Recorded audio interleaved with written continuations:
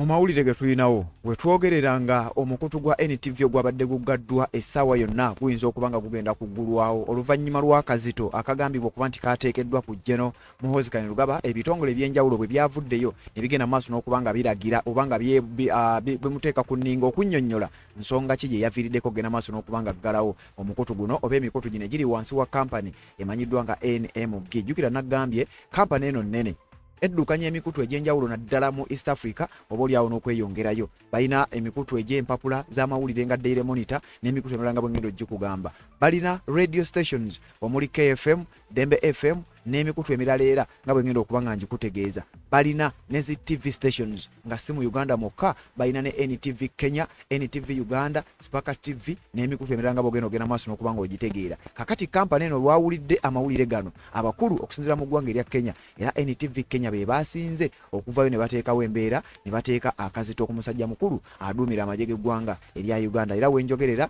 essaawa yonna NTV, Daily Monitor, Spark TV byandibanga bigenda kuggulwa oluvannyuma lwa pressure eri mugenda maaso n'okuba nga eteekebwawo. Era Jiwunye Muhoozi agenze maaso n'okukiralifying oba n'okukakasa ebigambo bya Andrew Mwenda. Andrew Mwenda yavuddeyo ekiro ekikeso olunaku olwaleero n'ategeeza nti bali mu kuteeseganya oba bali mu njogerezeganya okulaba nga gino emikutu giddizibwako mbu ye ne mukama we Jiwunye Muhoozi era bubadde bukya bubadde bwakakya Jiwunye Muhoozi naye n'agenda ku mukutu gwe n'akkaatiriza kino n'ategeeza nti as comrade Andrew Mwenda said, we are having discussions with our allies in the UK and Europe about the reopening both NTV and Daily Monitor. We shall take the results of these discussions to Muzeyi for final approval.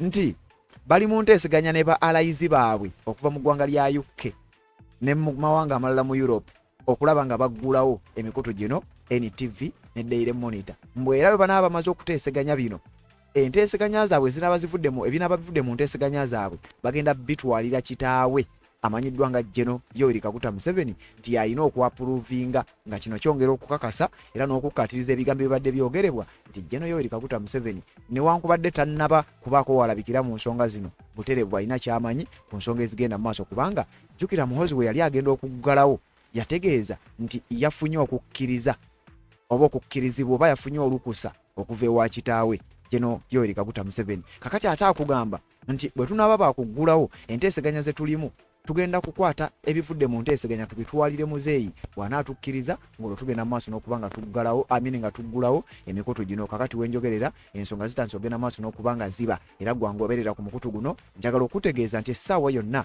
NTV, Daily Monitor, Spark TV byandibanga bigenda kuggulwawo wabula kigambibwa nti waliwo ebiri emabega wa bino ng'oggyeko NTV Kenya okuteekawo akazito n'okubuuza ebibuuzo ebinene. Waliwo ebitongole eby'enjawulo ebitandise okuba nga bivaayo. Ekitongole kino ekimanyiddwa ng'ekya NAB kino nga kye kirwanirira eddembe lya media stations zonna bakiyita National Association of Broadcasters kwegamba ya association eyeegattirwamu emikutu gy'amawulire oba emikutu gyonna egikwatagana n'ensonga z'ebyempewo. Bano bagenda maaso n'okuba nga bataddewo akazito era nga bagamba baagala kulaba nga Jiwunye Muhoozi nga bwe yalagidde giggalwewo abawe kiralite oba abawe abannyonnyola ensonga lwaki bagenze maaso n'okuba nga ate baggala emikutu gino. Kati wenjogerera n'ekitongole kya UCC, jjukira UCC eno yabadde ebuze nga mu zino ensonga zonna UCC terina weerabikira. Kati wenjogerera tebaakomye bukomi kufulumya kiwandiiko nga nabo bannyonnyola nga bwe baabitegeddeko era ne bagumya abakozi kubajjukira nakugambe kampani eno mu Uganda mokka erina abakozi abasukka mu 500 era UCC yavuddeyo neetegeeza nti kino twakitegeddeko era tugenda kukola kaweefube okulaba ng'emikutu gino giddako. Tebaakomye ku kiwandiiko ekyo. N'akulira ekitongole kino ekya UCC amanyiddwa nga Honorable Nyombi Tembo yavuddeyo ne statement mu katambi ku mukutu gwe kengenda okuba nga nkupuleyingira wano ogende maaso n'okuba nga omanya wabula nkugambye bino byonna kazito akali mu genda maaso n'okuba nga kateekebwa ku mukulu amanyiddwa nga Jiwunye Muhoozi era essaawa yonna emikutu gino gyandibanga gigenda kuggulwa wabula nkugambye ensonga yafuuse international. Emikutu gy'amawulire okwetoolola ensi yonna omuli emikutu nga Reuters, omuli emikutu nga Politico, omuli emikutu nga DW Africa, emikutu nga BBC n'emikutu emirala gyonna okuli ne CNN bagenze maaso n'okuba nga ensonga eno bagitimba ensi yonna n'egenda maaso n'okuba nga etegeera era nga kano kaabadde kabonero akali mu kusiigibwa oba kye kifaananyi kiri mu kusiigibwa ku mutendera gw'ensi yonna nti eddembe ly'amawulire mu ggwanga erya Uganda wenjogerera nga lirabika teririimu. Bino ebigambo bibadde nga byogerebwa, kakati ekikolwa kino kiringa ekiri mugenda maaso n'okuba nga kikonfaminga ebigambo by'omukulu nga bw'ogenda kugenda maaso n'okuba nga owulira. Ngenda kusomera ebiwandiiko, ngenda kuwa obutambi ebigambo bya Jiwunye Muhoozi Lugaba essaawa yonna. NTV, Daily Monitor, Spark TV bandibanga bagenda kuggulwawo babeere nga bakakkalabya emirimu gyabwe. Kkiriza nga bulijjo tusooke tujjewo akalango kano. Oluvannyuma lw'akalango kano ngenda kujja mbeere nga byonna mbikutuusaako naawe gy'osinzira okuba nga gy'otulabira obeere ng'omanya kiki ekigenda mu maaso mu nsonga zino. Nsonga z'obufumbo olina omwami naye ng'akutawaanya, olina omukyala ng'akutawaanya, bajja ne bakwagalako ne bagenda. Gwe alina ebizibu mu byenfuna nga ssente zikuyita mu ngalo, w'oteeka ssente zifa bufi b'owola tebazza. Gwe aloota ng'ogwa mu nnyanja, gwe alumizibwa omutwe nga guganye okuwona, naawe aloota ng'ebintu bikozesa ensonga z'obufumbo. Nina ekifo ku mugga awali amayinja wennyambululirako ebisiraani ekikwa ekifiiriza omudibo obutaganja obutaweebwa. Nzijanjaba abantu ab'enzikiriza zonna, nsiŋŋaanibwa njeru ku lw'ejjinja. Gwanjagala kuba ku nnamba yange eyo, naawe ali ewala ennyo yita ku WhatsApp. Yes, webale kubanga okyagoberera byonna gy'osinzira okuba nga gy'otulabira naddala gw'atambula naffe. Ate naba kubanga osubscribinga kirira wansi awo olaba ekigambo subscribe kikwateko, kwata kadde ka notification kakuyamba okubeera omu ku abo abasookera ddala okumanya buli tuba tutaddeyo, ate ne tuba nga tutambuza ensonga awatali kumisinga nsonga yonna n'obeera ng'obeera updated. Ebbanga lyonna obadde ng'owulira ekigambo press freedom naddala mu ggwanga erya Uganda ng'eddembe ly'amawulire ligenda maaso n'okuba nga lirinnyirirwa. Wabula waliwo ebimu ku bibiina ebirwanirira eddembe ly'abamawulire, kubanga bano abamawulire babadde balabibwako ebbanga lyonna nga bakubwa, batulugunyizibwa, ebyuma ne byonoonebwa, wabula nga tewaliwo abayamba, tewaliwo ngeri bintu bino ebigenda maaso n'okuba nga bikoma. Kakati wenjogerera international community balabika batandise okufuna ekifaananyi ekituufu ddala eddembe ly'amawulire mu ggwanga erya Uganda litambula litya. Waliwo company oba waliwo group oba association yagenze maaso n'okuba nga evumirira bino. Association eno nga sina kutwala ku UCC bagiyita NAB oba National Association of Broadcasters. Kati ngenda kuwa ekiwandiiko kyabwe kye baatadde ku mikutu gyabwe era ne bakitegeeza ensi yonna nti eri mu ggwanga erya Uganda ebintu si byangu n'akamu. Jiwunye Muhoozi Lugaba emikutu gy'amawulire egimu egigambibwa okuba nti gikola eggulire nga bannayuganda bwe bandiyagadde bagenze maaso n'okuba nga bagikuba, wabula nga sina kutwala eyo. Nga bulijjo bw'atambula naffe nnyongera okubasaba ate era n'okubeebaza bannayo olwaleero tubadde twagala olwaleero lwe tuba tukoma okukozesa entebe eno. Tuli mu kaweefube waffe okulaba nga tusonda entebe eyo era wasigaddeyo akasente katono nnyo emitwalo nga 10 gyokka. Nebaza abatusondeddeko okutuuka we tutuuse. Enamba yeeyo.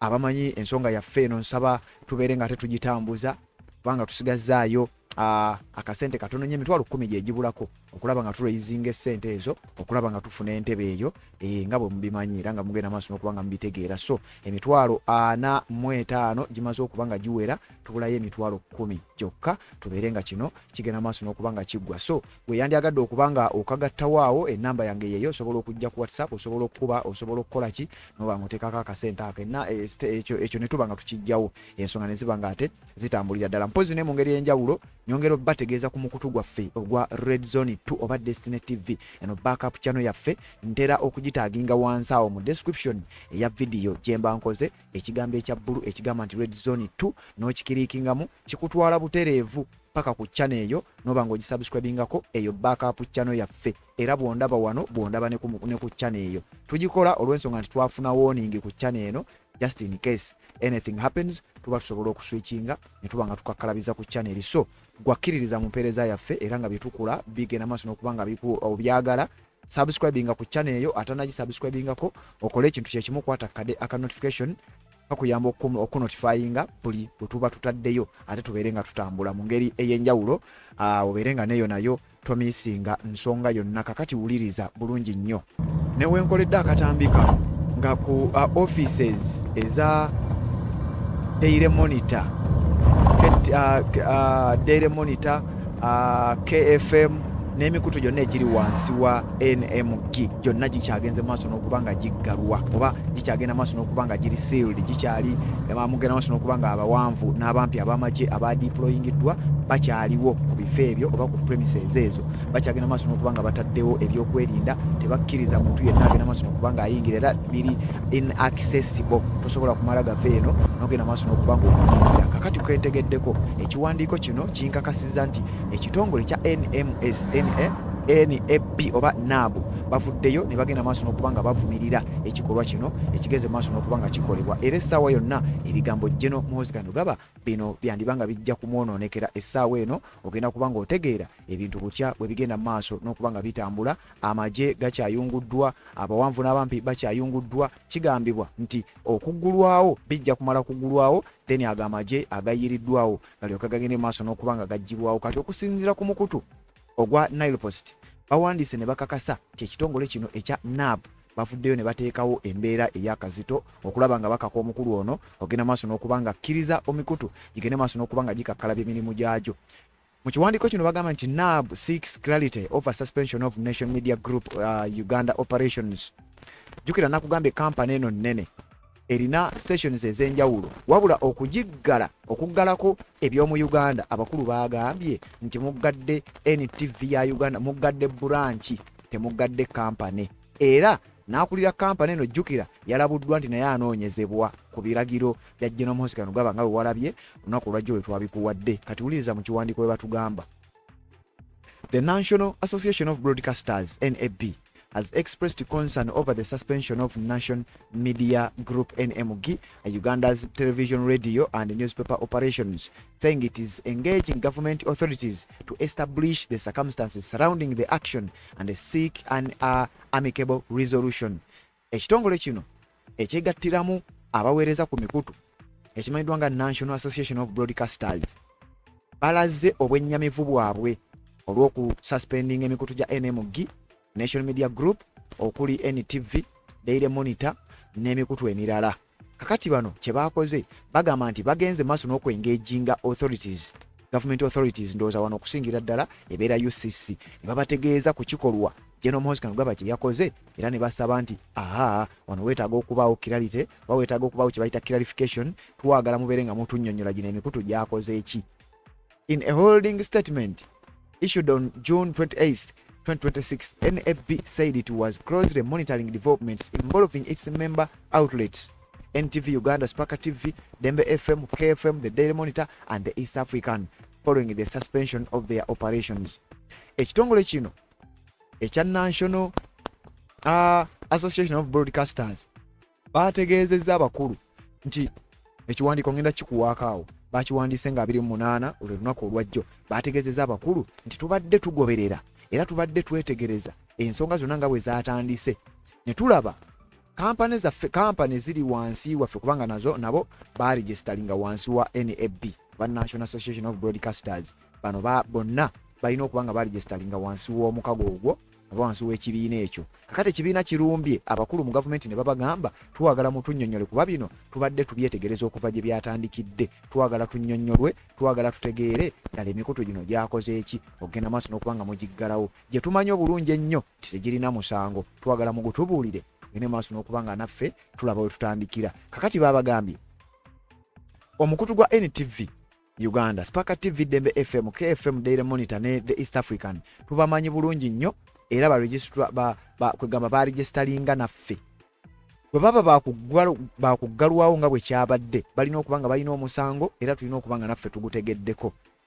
The association also referenced statements posted on the X account associated with the Chief of Defence Forces, Jiwunye Muhoozi Kandugaba of the Uganda People's Defence Forces, indicating that the affected media outlets would not resume operations without his approval. Nti ne statement gye yakoze mujjukira Jiwunye Muhoozi Kandugaba yavuddeyo ne statement okutugo gwa X n'agamba nti bano tebagenda kuddamu kuggulwawo for good okujjako nga nze nzikiriza. Ate jjukira yagambye nti waaba wakukkiriza muzeeyi we alina okubanga naye amukkiriza.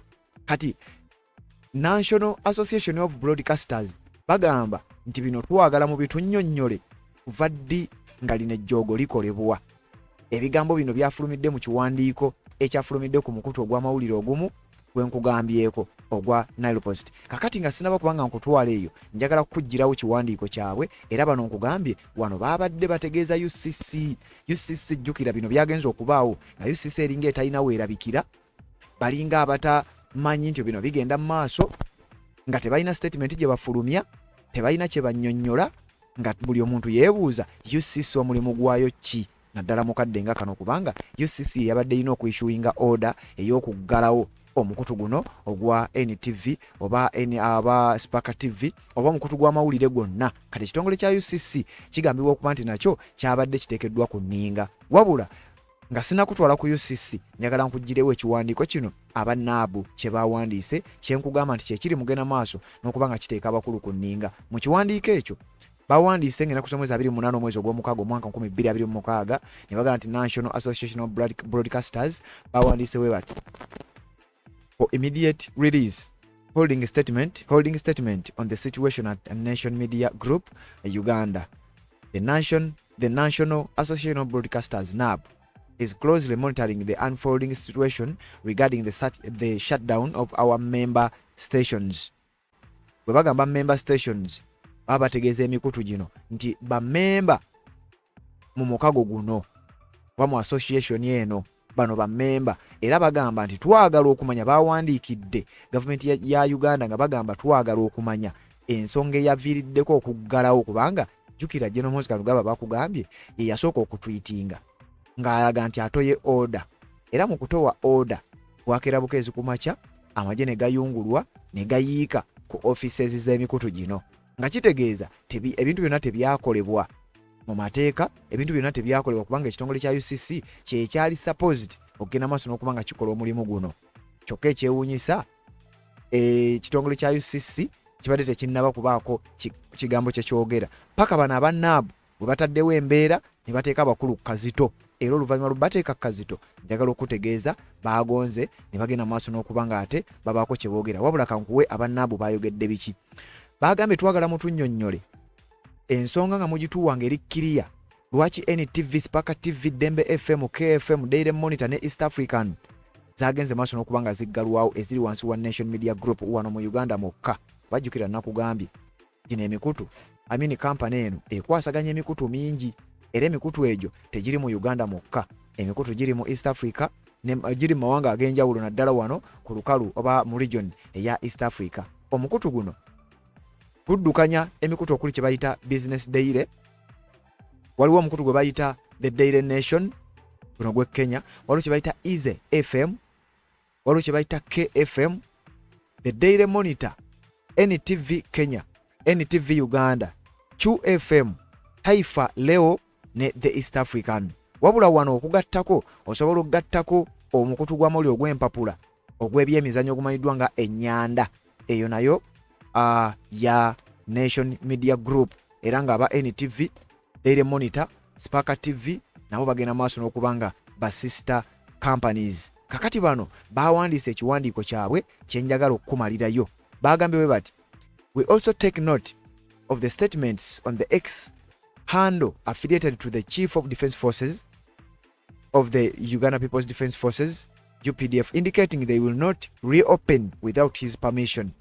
Nti bano bagamba bino babadde bavumirira nti bino byonna ebikolebwa n'ebyogerebwa kuba kulaga nti amateeka kati sige gakola jukira nakugambye okulinnyirira eddembe ly'abannamawulire kubadde kulabika nnyo era nga olaba kye bayita World Press Day eddembe ly'abannamawulire libadde lyogerwako nnyo wabula ng'eggwanga lya Uganda limu kwaga amawanga agamanyiddwa nti balinnyirira eddembe ly'abannamawulire kyokka ebyo nga bikyayogerwa General Muhoozi Kalugaba yavuddeyo n'ategeeza nti nze mu Uganda oba mu East Africa sikkiririza mu kye bayita press freedom ye yennyini nga yabyeyogerera kati abakulu ne bongera okukakasa nti bannamawulire abazze nga bakubwa eddembe lyabwe nga lirinnyirirwa babanga abafunye justification nti omukulu ono alabika alina kyamanyi ku bannamawulire okukubwanga okutulugunyizibwanga n'eddembe ly'amawulire okugenda maaso n'okuba nga lirinnyirirwa kakati okuyungula abawanvu n'abampi bagende bayiike ku offices za kampani eno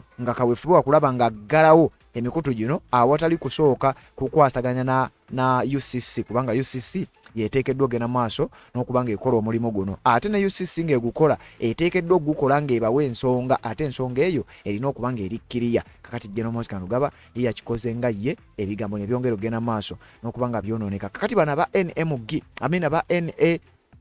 aba NAB oba NAB, National Association of Broadcasters, kye bavuddeyo ne bategeeza.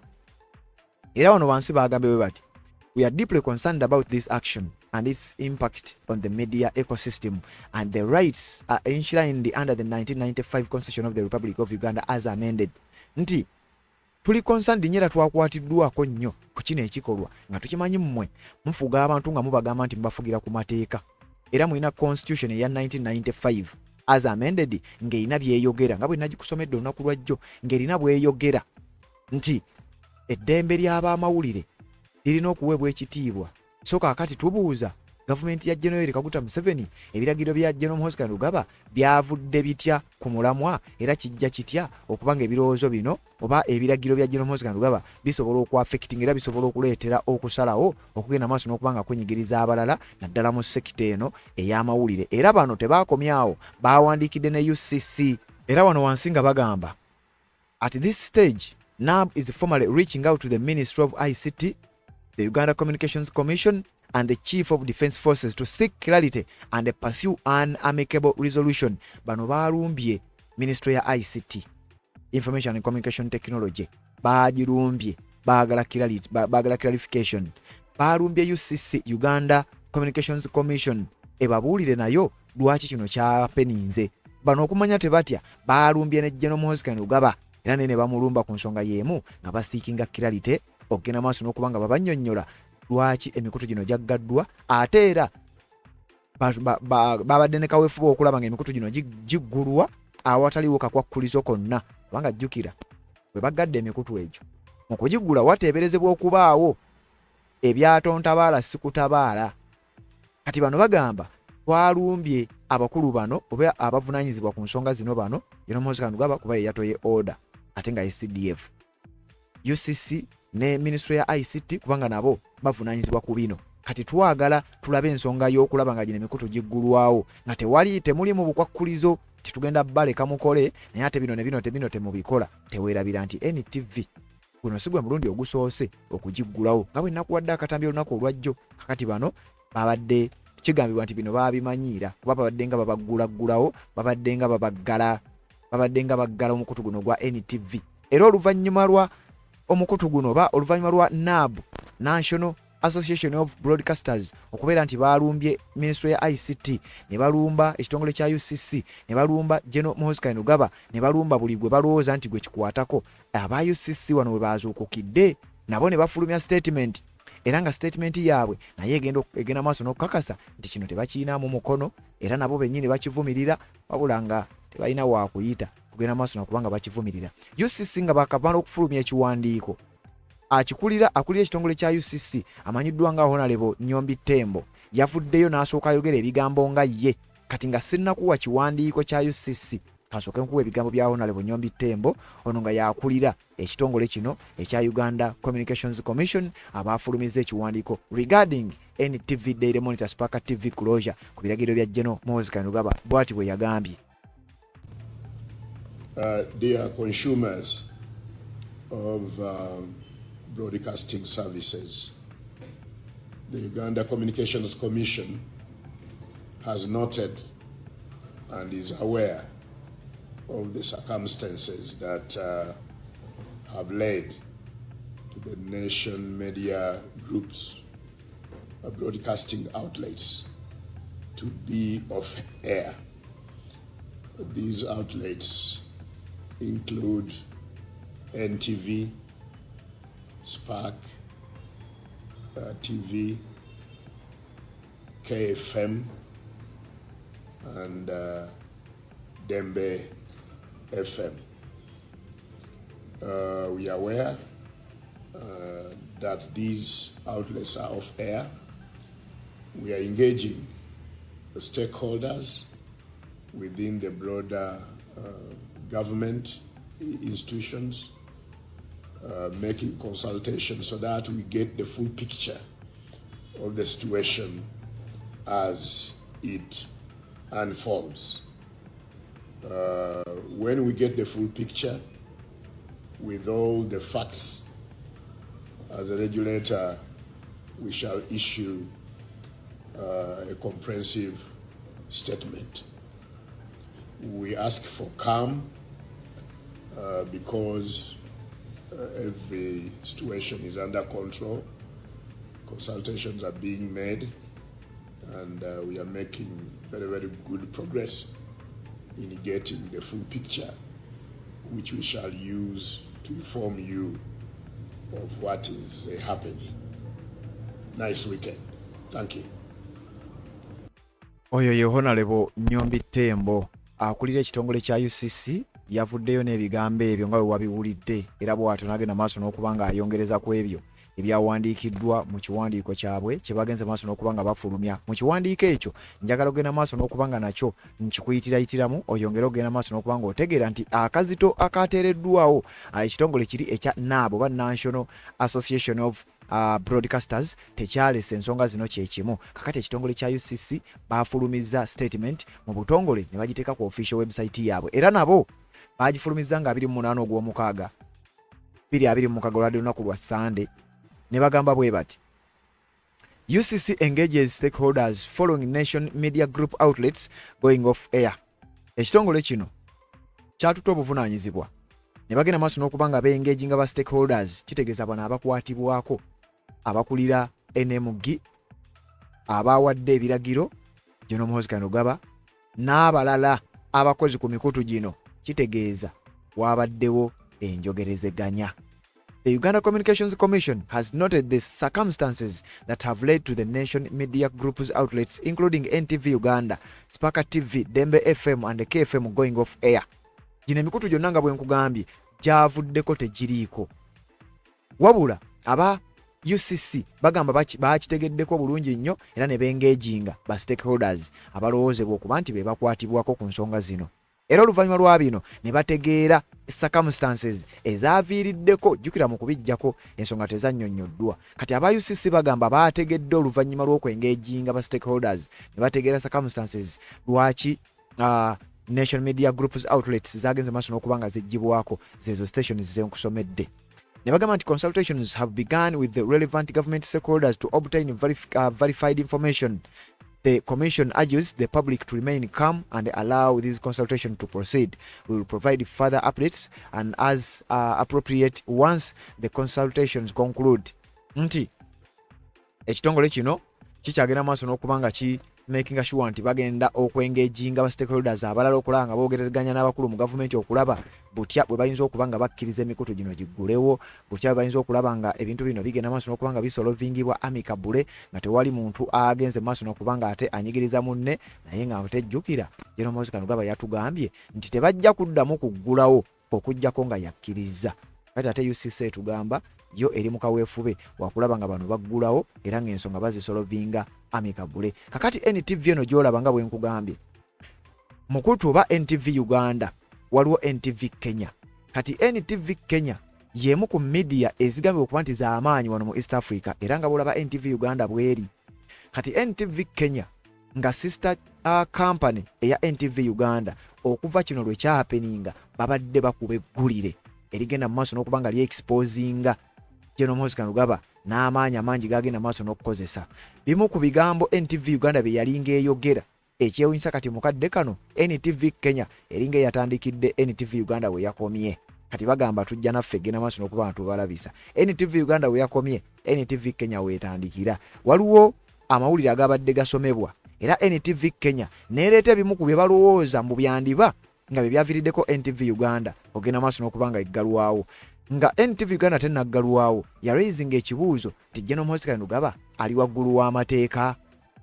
Nti era waba tali waggulu w'amateeka lwaki alagira bulagizi ebintu nga bino ekintu ekiraga nti Uganda amateeka tegakola era nti ebiragiro by'omuntu omu bye birabikanga ebigenda maaso n'okuba nga bigobererwa. Ebigambo ebyo baba NTV Kenya babiteekawo nti bye bimu ku ebyo ebiyinza okuba nga byaviiriddeko NTV Uganda ogenda maaso n'okubanga eggalwawo oba n'ebirala oba oliawo kogenda maaso n'okugatta jjukira waliwo n'obutambi bw'ennaku wadde olunaku olwajjo bw'oyinza okubanga walabye era n'otegeera bulungi nnyo nti bano bagenze maaso n'okubanga babadde babyogera era abakulu bandi banga bye basinziddeko. Kati ngenda kuwa akatambi ka NTV Kenya.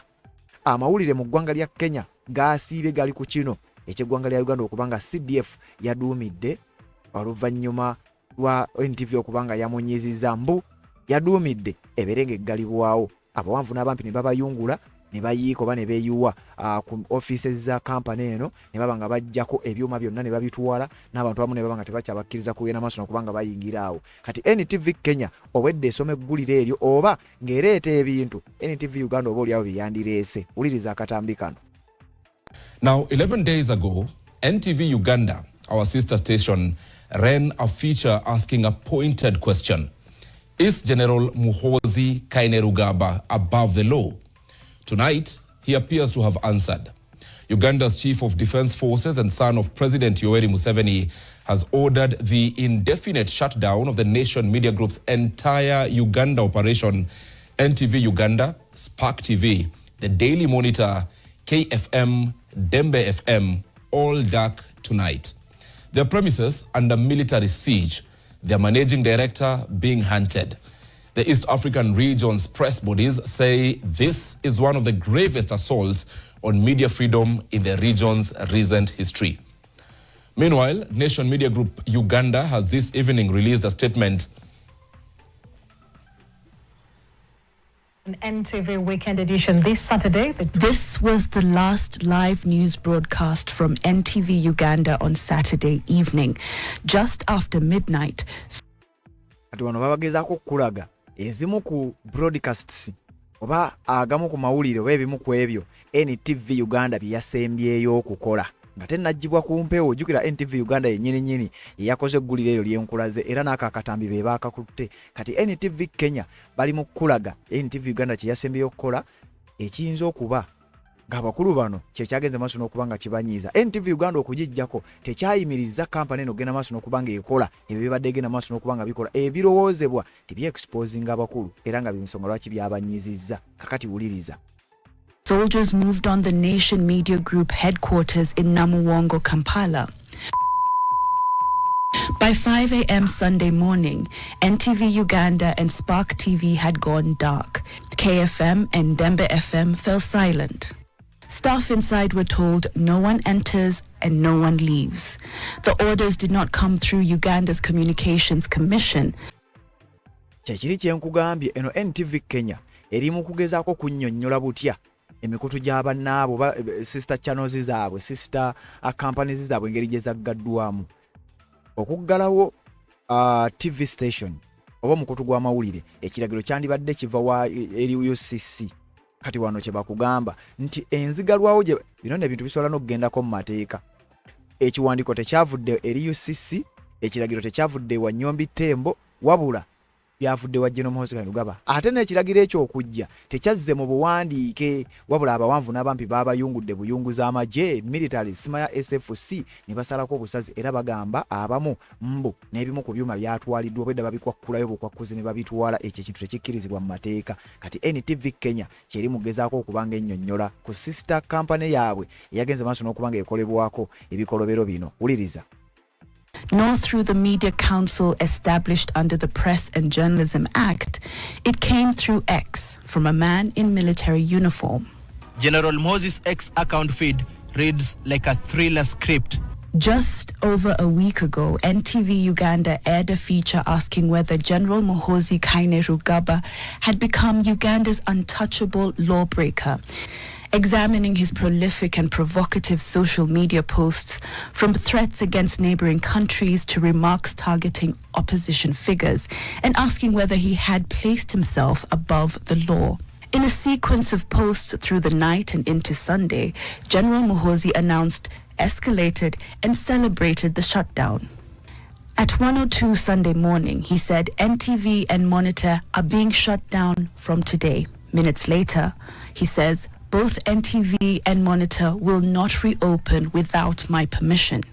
By 9:47 a.m., he was explicit about where he believes his authority originates, writing that he had the power to shut down any media house in Uganda since 2017, a power given to him, in his words, by his father, the president. And by Sunday afternoon, as if to mock any notion of accountability, he posted that he had heard the closures were costing NMG $5 million a day and described that as, in his words, good news. But what does the law actually say? Uganda's own constitution is ambiguous. Article 29(1)(a) explicitly states that every person shall have the right to freedom of speech and expression, which shall include freedom of the press and other media. Article 41 provides the right to seek, receive, and impart information. And Articles 44 and 45 protect media freedom and prohibit any derogation from those protected rights. The Press and Journalism Act of 1995 further specifically protects the freedom of the press, outlining the rights and responsibilities of media organizations. No provision in any of those laws grants the Chief of Defense Forces the power to silence a newsroom at midnight via social media. Can Museveni be hosted on NTV? There is no hostile media house in Uganda kakati towards NRM and the President Museveni like NTV. Ebigambo bya Frank Gashumba byayogera nga ali ku Radio 4 nga bikakasa nti NTV yandiggalwawo essaawa yonna. Aba NTV Kenya babireese babyeyambisiza era Frank Gashumba ndowooza naye yeerabiddeawo. Kakati wenjogerera bano abantu babadde balondola. Jjukira zino sister media companies zonna zigwa wansi wa company emu era oba organization emu ya NMG. Kakati ate teweerabira ne executive director ebiragiro bya Jiwunye Muhoozi Kainerugaba yavuddeyo n'atweetinga mubimanyi ebyo bitandikira ku Twitter. Yavuddeyo n'ategeeza nti naye ali mu kumuyigga. Kakati NTV Kenya esunsula era ennyonnyola lwaki bino byagenze maaso n'okuba nga byapeninga. Wuliriza. More disturbing is General Muhoozi's targeting of NMG Uganda's managing director Susan Nasibirwa, writing that he was looking for her, that she would be disciplined, and instructed all police patrols to arrest her on sight. The language used to describe a woman media executive as a small girl who cannot cause chaos was as revealing of his disposition as the shutdown itself. Uganda's government spokesperson, Alan Kasuja, appeared to have intervened. Muhoozi posted that his brother Kasuja had asked him to leave Sue to him and that police patrols were now on standby. It was the only moment that suggested any internal checks on the general's authority. The region's press bodies have not minced their words. The Eastern Africa Editors Society called the shutdown a grave assault on press freedom and the public's fundamental right to receive information, urging the African Union, the East African Community, and the African Commission to press for the immediate restoration of press freedom. The East African Press Councils, in a separate statement, reminded governments that the answer to grievances with the media is not troops, it is the compliant mechanisms the law already provides. Incidentally, the Daily Monitor marks its 30th anniversary this Sunday. For a station that dares to ask the tough questions, like if General Muhoozi acts as if he's above the law, it turns out the answer is yes, at least for now. Catherine Omwando, NTV. Kakati NTV Kenya ng'emaze okusunsula ebyo. Bannayuganda bangi obawulidde nga babuuza era nga bagezaako okuteekawo embeera nti emikutu gy'amawulire mu Uganda baveeyo balwanirire Nation Media oba NTV mu kutugunnaabwe. Kakigambibwa nti emikutu gino tebasobola kubaako kye boogera oba oliawo nabo batya bayinza okugenda maaso n'okuba nga baggalwawo oba si kyo abamu bandibanga NTV ebadde basaanikidde nnyo nti bannayuganda bakkiririza nnyo mu NTV.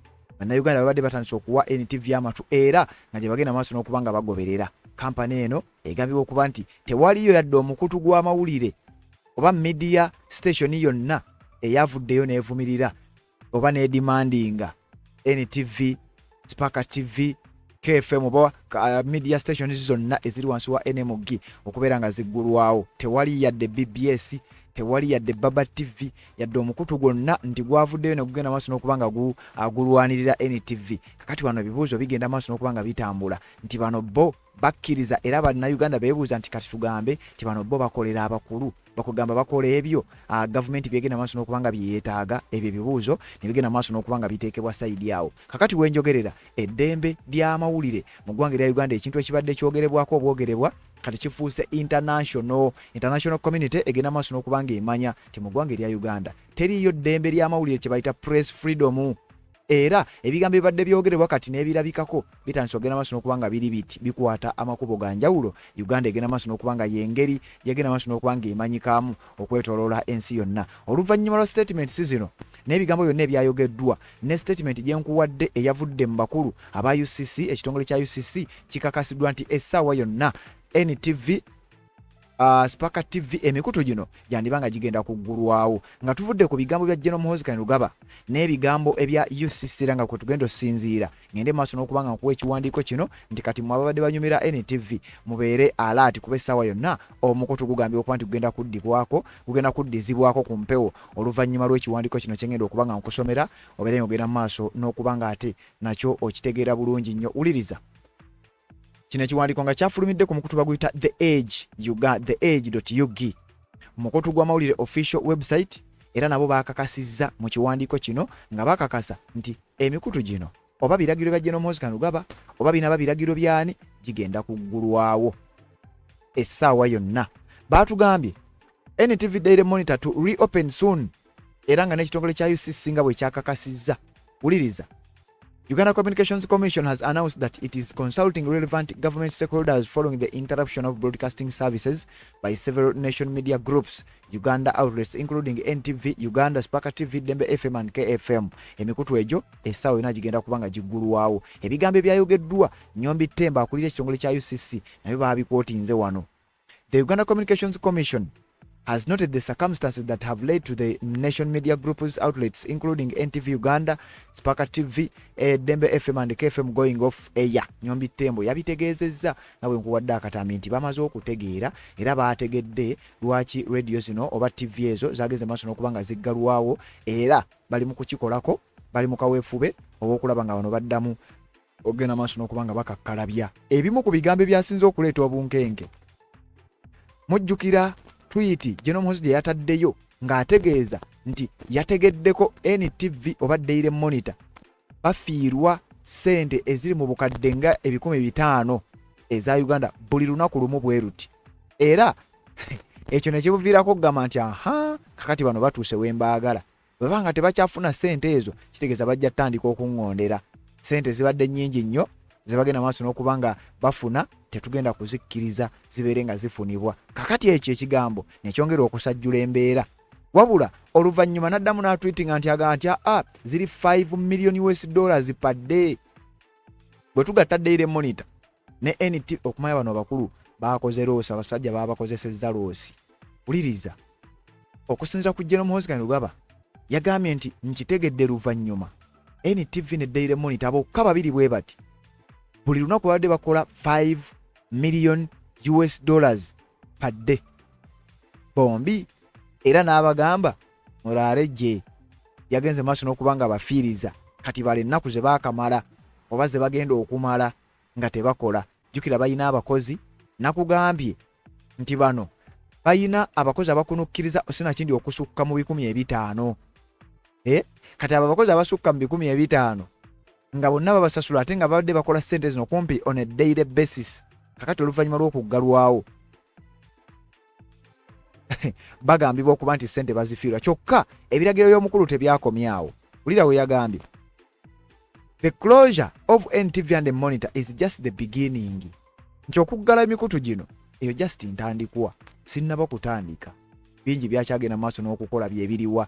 We are going to arrest many nti bangi tugenda bakwata. Tugaddewo NTV, tugaddewo Daily Monitor, bangi tugenda kubakwata. Eyo just ntandikwa. Tewaliwo kigenda kusukkakaawo era tewaliwo kimulowooza nti kigenda kutiisa okusukkaawo. Tugenda kubeera nga tukwata abantu ab'enjawulo okusukka kwabo be mumanyi. Jjukira ebigambo by'omukulu ono bitandikira eno. Wabula ate oluvannyuma birabwa nga bigenda maaso n'okukola impact bwe baali bakwata Elias Lukwago General Muhoozi Kainerugaba yasooka kutweetinga era bwe yamukwata n'atweetinga bwe baali bakwata kugamba Miriam Matembe mukubulawo yasooka kumulabula era ebyaddiridde mu abirabye bwe yabadde aggalawo NTV ne Daily Monitor yasooka kutweetinga era byonna mu abiraba era oluvannyuma kigenda maaso n'okubanga kyapeninga kati mukadde kana akugamba eyo ekyali ntandikwa tugenda ku arrestinga kumpi buli omu olowooza nsonga ki eyinza okubanga egenda kuviirako abantu okubeera arrested nsonga ki egenda okuviirako abantu ogenda maaso n'okubanga babeera mu mbeera gye balimu jukira Odonga Oto bino bimu ku bintu ebyamukaabizza olunaku olwajjo kati ffe weetuli ogenda maaso n'okubanga tubikutuusaako sigala ku mukutu guno ogwa Red Zone TV naddala gwamaze okubeera ng'otwegattako ate naba kubanga osubscribinga kirira wansi awo olaba ekigambo subscribe kikwateko kwata kade aka notification obeera omu ku abo abatamiisinga nsonga yonna era mu ngeri y'emu nja kukusaba ogoberera emikutu gyaffe gyonna tulina backup channel yaffe eyo eya Red Zone 2 era ntera obbategeeza nti twafuna warning ku mukutu gwaffe guno so bwe tufuna warning tuggulawo backup channel just in case nga channel bagijjeeko nga tuddukira ku mukutu gwaffe ogwo so channel eyo ngipiininze wano wansi ngitaginze nja kukusaba ogende maaso n'okubanga ogisubscribingako then ne mu comment section ngitaddeyo ojja genda maaso n'okubanga era ogisubscribingako eyo channel ejja tuyambako just in case ate era nga bw'otulaba wano ojja tusanga n'eri updates nga bw'ozifuna wano ojja okuzifuna ne side eri gwe goberera mukutu ogwo obeere nga atotambula naffe nakugamba twetaaga abantu 1000 ku channel eyo okulaba ng'esobola otandika okukakkalabya obulungi ennyo emirimu abantu 1000 ndowooza kati tubulayo abantu nga 700 tuli mu bantu nga 3 n'abatonotono abagwamu abantu 700 nkakasa views ezo zigenda kuwera ku eno video so kakati abantu 700 buli womala okulaba video eno n'onyiga mu link eyo n'ogenda n'osubscribinga ku channel eyo abantu 700 mu lunaku lumu kintu kiri layisi nga tuwera nga tugenda maaso n'okuba nga tukakkalabya nga wano warning niwe bagiremezaawo nga tudda wali nga tukuweerereza side eri so ekyo nkisaba mugende maaso n'okuba nga ate musubscribinga ku channel eyo mpozi era nga mmaliriza nyongera obbajjukiza ku mulanga gwenzize mbakubira olunaku olwaleero eno campaign lwengikomya guno mulanga gukoma lwaleero mbasaba kunkwatirako okufuna ntebe eyo baganda bange abangoberera nga bwe nabagamba obuzibu obwatuuka ku ntebe gye tukozesa oba gye tubadde tukozesa etukozesa obubi kati nsaba entebe eyo tubeere nga tugikuwasaganya era tusobodde okusondasondawo kati tubulayo emitwalo giri 10 gyokka olwaleero ndowooza lwe twandikomye okubeera nga tukozesa akatebe kano okutandika n'olwaleero twandibadde tukozesa entebe yaffe era twandibadde tugifuna kuba essaawa yonna esobola okutuuka singa emitwalo egyo 10 giba gifunise osobola okubeera eyo ng'ozirina omuntu omu n'otugamba nti ezo nze ssente kanziteekeko ennamba yange yeeyo 0756089795 osobola okuba ng'ojja ne ku WhatsApp tuba nga twogerezeganya teekako akasente ako emitwalo 10 tubeere ng'ekyo tukijjawo ensonga zibeere nga zitambula oba si ekyo osobola okuba ng'otunda ntebe noga nti nze ezo z'olinawo zireete tubeere nga tutambula abansuubiza sente katulindemukko naye ng'entebe eyo twandibadde tugifuna olunaku olwaleero kubanga era lwe lugenda okusembayo olwo oluyimba tubeere nga tulugaddewo tubeere nga tetukwasaganya ensonga zino awatali kukoowa kakati wano wengenda okgenda maaso n'okuba nga mbaleka wabula sisobola kuvaano nga siiseeko mu comment section tuyitayitako mu bubaka buno bwe mugenda maaso n'okuba nga muteekayo abateekayo message mbeebaza ku mukutu guno kyemukola kya mutawaana nnyo nampi masaara awe bali kubanga ogoberera nampi masala ku mukutu gwa Red Zone TV bali kubanga kwoli Scovia Mutibwa nabali kubanga kwoli bamuse kamande mande nga bulijjo bali kubanga nawe ogoberera message yatuuse ono yagayenze mbuuza Muhoozi yeyita ki ya rabbi bamwise Kasimu Batuka nabali kubanga kwoli ono bamwise Seni Eddie nawe bali kubanga ogoberera ono bamwise Jenny Adams nawe bali kubanga kwoli ku mukutu guno bamwise Ndagire Mariam nga bulijjo bali kubanga ogoberera ono Moga Ryan bali kubangako Charles Master Phenomenology nga bulijjo bali kubanga kwoli Kalule Kakule Moses naye bali kubanga kwoli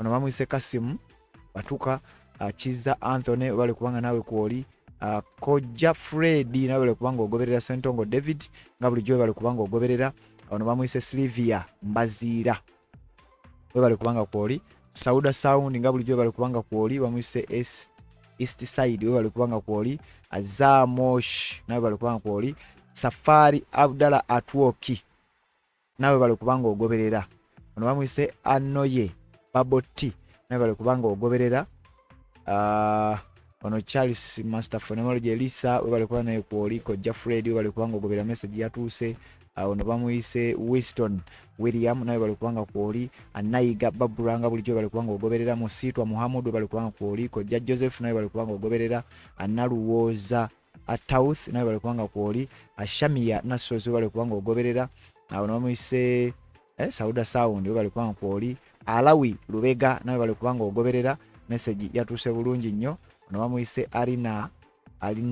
Alinanye Allen nawe balikuwa kuoli ono bamuyise Reste Kauda we balikuwa ngogoberera Shamina Naka nawe balikuwa kuoli Mary Hope we balikuwa kuoli Bella Hackins we balikuwa ngogoberera Prose Kabali we balikuwa kuoli Moga Ryan nawe balikuwa ngogoberera n'abalala mwenna abagenda maaso n'okubanga muteeka obubaka bwammwe omukutu guno bwe tusinzira ogenda maaso n'okubanga ate tukuweereza tanaba kubanga osubscribe nga kikole tubeere nga tutambula ffenna olwo nno tuwuliziganye mu updates ezigenda okubanga ate ziddako maaso awo.